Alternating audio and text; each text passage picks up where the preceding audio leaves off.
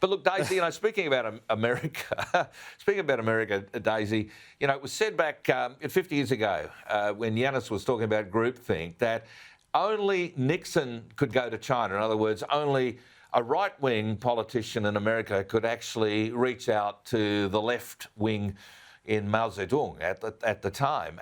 I think that Albo now is the only person that can deliver on a nuclear future for Australia. This is actually his big domestic test. And Daisy, just to labour the point a bit further, Dwight Eisenhower was a great American general during the Second World War, became a great American president after the Second World War. You know what he's most known for? The big freeway networks he built during the 1950s throughout the United States. Many of them still exist. I mean, Albo needs to think about his legacy right now.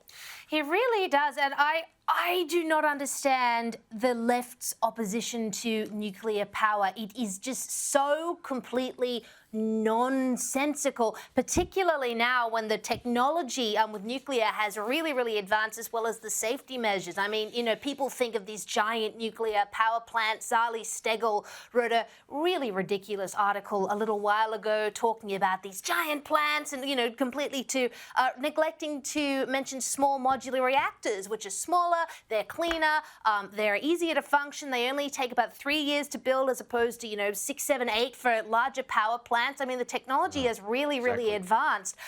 France gets a massive chunk of its energy from nuclear power, and it does very well for it. So it is impossible. I cannot take anyone who is in screaming about the climate crisis and renewable energy and lowering emissions seriously if they are not talking about nuclear power. And what people forget is that nuclear is actually not competing with wind and solar. I think that's a common misconception. It's competing with coal and gas and battery storage as a reliable baseload to work when, solar and wind inevitably fail. Coal is a fossil fuel. Gas is a fossil fuel.